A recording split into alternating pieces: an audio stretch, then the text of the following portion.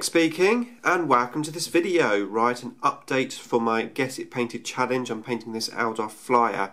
So I'm just going to run through that in a second for you, what I've done so far. But first of all, I'd just like to say a massive thank you to everyone really who's participating in this challenge with me. Fantastic response, so thank you to everyone. I really hope you enjoy your personal challenge that you're setting yourself. I've got a Google Plus community page going on the challenge, so I'll put a link to that in the description below. Go and check it out. If there's any channels on there that you're not subbed to, go and give them a sub, that'd be awesome. Yeah, just enjoy all of the projects.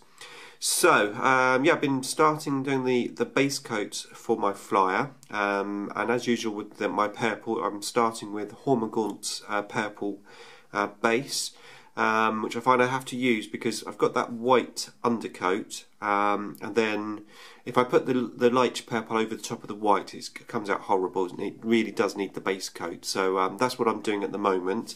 And the reason why I go for the white base coat is because the other colour to my paint scheme is white, literally, so I'm going to be purple and white. Now, it does mean it becomes quite tricky when it comes to painting this thing, because my white is a really nice, bright, clean white. So I need to make sure that the purple doesn't go onto the white, because it's really, really hard to cover the purple up. So I have to take my time. What I've done is, because these engine sections here are going to be white, is I made these like little cardboard tubes just to put over, just so that I don't get any splashes of purple or anything on there. And so far I've been laying down roughly where the purple's going to go. I still need to do all the edges here, all around here, all the fine little like sections, but it's just a case of laying down the colours and working out where they're going to go. Now, as you can see, I've got this transition between the whites and purple. I wasn't 100% sure how I was going to do this, whether I was going to go right the way down or not. But in the end, I followed my paintbrush. What I mean by that was I just went round here and did like the edge of the paintbrush in this like natural like curve, and it came out like this. And I think it works really well. It almost gives me like a natural effect, really, I suppose. So I'm going to run with that. I think it's worked out quite well. So still going to go down all of the edges here, and again, because I'm going from this sort of white to purple section, I'm going to be really, really careful as I go down here that I don't spill over onto the white. I can't just like run it down quickly. I've got to really take my time. So base coating, you know, is quite time consuming with this, but once it's done, at least I'll you know exactly where all the colours are going. I've also painted some of these bits. So I've done the black engines. So these are Forge World star engines and vectored engines, which I've glued together with a little tube in between. They look pretty cool, bit different. This is the section which goes on the front, that's all magnetised. I've also got this section which is magnetised, which goes on in here.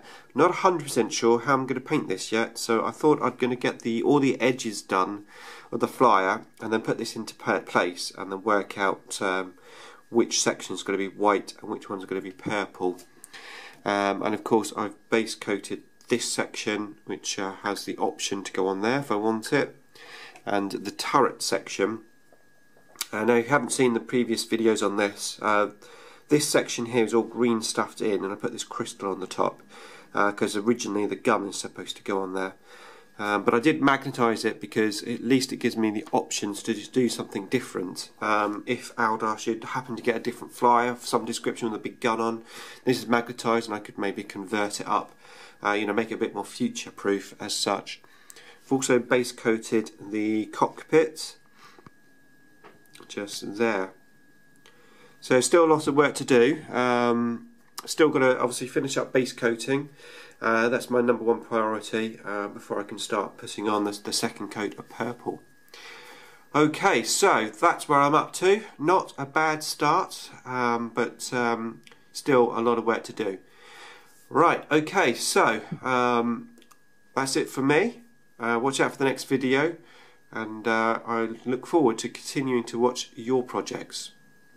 Thanks for watching.